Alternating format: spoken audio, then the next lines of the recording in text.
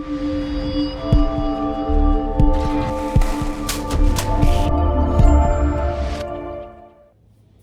guys, hey, how you doing? Just a quick little off video. I'm here with Daniel with Fairway.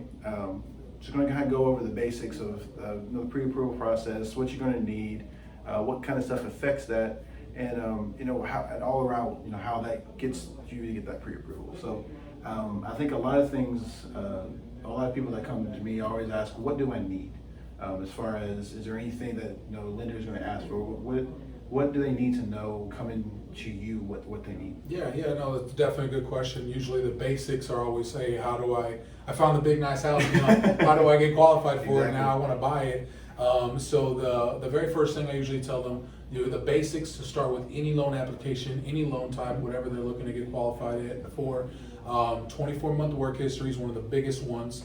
That means either self-employed works, being W-2 works fine. Now there's a special requirement with a self-employed borrower. You have to be self-employed for a total of 2 years. So that means 2 years of tax returns verifying the self-employed income that you're paying taxes on. So that's very important when especially tax time coming around now, making sure if purchasing a home is something you want to do in the near future, make sure that you're filing your taxes, you're paying income, or you're paying taxes on the income that you're making throughout the year, because the taxes aren't taken out obviously if you're a 1099 or a self-employed borrower. Right. So that's one of the main starting points is the work history. The credit scores can go as low as a 580. The requirements for them are not too much. 580 is not asking for a whole lot. No.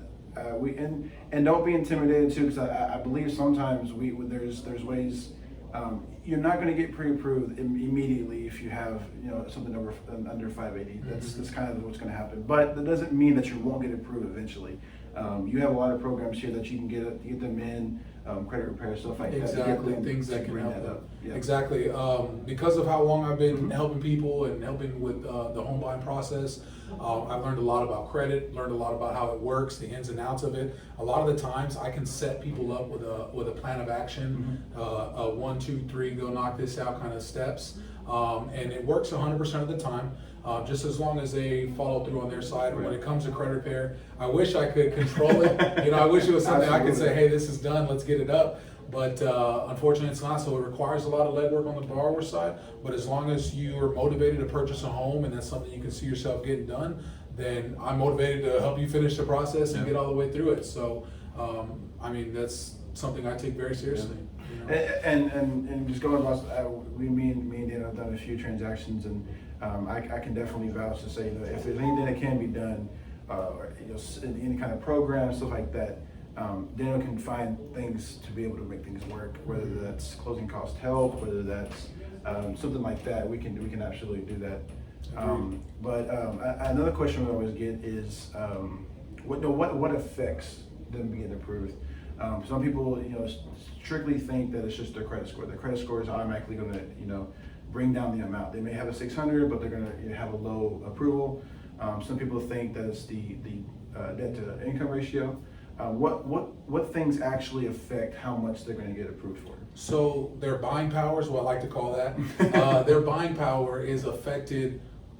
Their credit score has a huge impact on the loan overall. It determines it determines what loan they will qualify for, which ones will be more beneficial. It determines the rate, it determines a lot. Right. But the biggest push or the biggest deciding factor in the sales price or your buying power is going to be your DTI, your debt to income ratio. What that is basically the money that you make per month tallied versus the debt that you have that you pay per month on your credit report. So it's going to include installment loans, that's vehicles, that's furniture, that's any kind of loan that you have on the side, revolving, that's going to include credit cards. Now it only counts the minimum monthly payment. So some people think, hey, I've got $12,000 worth of debt on a credit card. Well, if your monthly payment's $100 or less than 100, whatever it might be, that's what's counted against you in your DTI. So and that includes auto loans, mortgages, anything like that. Now, a lot of the times the more income you have, and the lower debt you have, the higher sales price you're going to be qualified for. Now, when you have a lower credit score, it can impact the caps on your DTI. So, for example, under 620 credit score on an FHA loan, you can't go over 43% DTI when the actual cap above a 620 is 55%. that 43 to 55% could be a difference of $20,000, Yeah. $30,000. That can be a huge dollar amount for someone at a 618 versus a 622.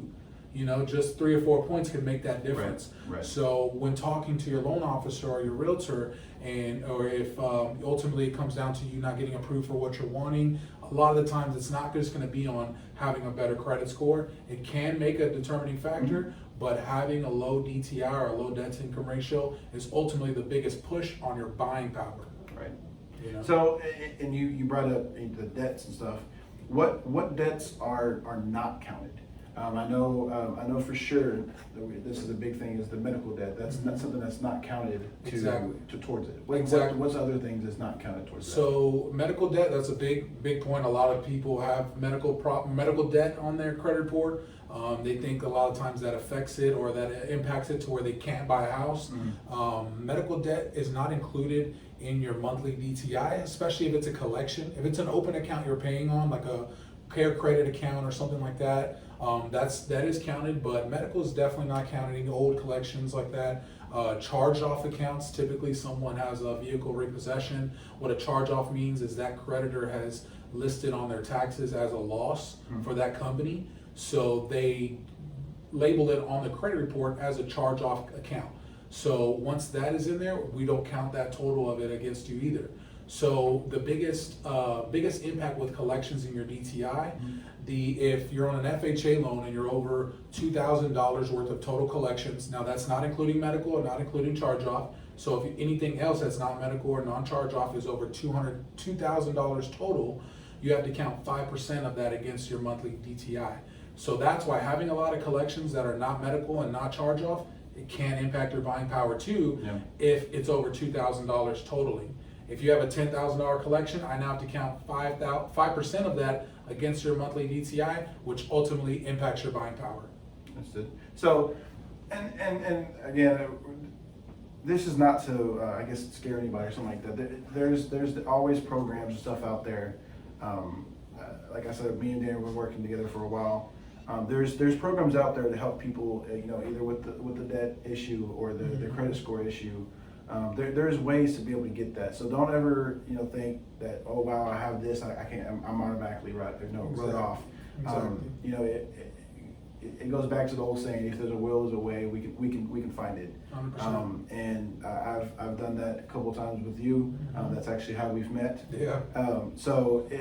Don't ever be afraid. And again, I'm going to have Daniel's information at the bottom of this video, as well as mine. If there's any questions you have as far as what do you think about this? I can tell you right now, if I give you Daniel's number, he will be able to tell you some form of number on the phone. This guy is your number guy. I don't do numbers. That's why I make a good team. Oh yeah, there's been a couple of times that I've had clients that say this, and this. Cool. Let me check with a couple of lenders that I work with. Daniel's always the one that's going to be pretty close around it, gets me an answer. So don't ever be intimidated by the information. This is purely just to let you know that some of the stuff that goes into that lending side. Sometimes people think it's just a simple sign up, hey, roll a chance, and kind of like a credit card. And it's really not. There's a lot more stuff into it. There's stuff that you have to work on. Exactly. And what's important about what Josh is talking about is is working with the right team. You can trust anyone, obviously, that can sell you or can talk fast or anything like that. That's possible. You can trust them on that. But working with someone that has experience, that someone that knows the ins and outs, someone that has correct answers or transparent answers, I can tell you, because of my transparency, I'm not going to win every deal. I'm not going to beat every bank out there. I can win most, and I'm very competitive, and I can play with the big dogs for sure. But I'm not going to win every single one, and I know that. And if I can look at a comparison and tell someone, hey, this other bank is offering you something I can't offer, or they're giving you something that I think is going to be more beneficial than I can give you, I'm going to tell you to go with that other offer. A lot of people have that problem of being that transparent. But again, I know that my job and my role in what I'm doing is to help people. And if I am not helping you, then I'm not gonna I'm not going to help you if I can't help you. You know? Exactly. I would rather tell you to get a better deal, something that's going to be more beneficial for you. I'm looking out for you every single time. So, and I know Josh is doing the same. So that's why we make such a great team, and that's why I think, you know, if you have anything whatsoever, you'll be trusting the right pair of people to help you with the right pair of beards to help you with the transaction. Yeah, that's what it is. It's a little bigger. I need to get mine grown. You'll get there. Beard grown. Yeah. But yeah, we're gonna do some more of these videos, and just informational. Just get that out there, instead of digging through all this stuff on the internet and trying to find the right answers or close enough answers. Again, I choose Daniel with a lot of my clients just because of the pure fact that exactly what he said is 100% honest. As myself, I'm very honest. I want to, even if that makes or break the deal, I want to be honest with everybody, and I think that's why, like you said, we make a pretty good team with everything we've worked on so far. But again, like I said, I'm going to leave Daniel's information at the bottom, all his contact information as well as mine.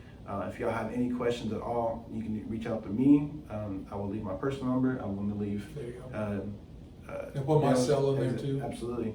And if you have any questions, just let us know. And if you have any questions that you want us to talk about, or even just me by myself, or inspections or something like that, let me know. And we'll start doing these videos so you can kind of get some background information about what goes on behind the scenes instead of just going looking for a house and the HGTV. Yeah, right. The pretty side. Yeah. So just let me know what y'all think, and we'll keep these videos going. And if you have any questions or comments, let us know. Thanks. Awesome. Have a good day.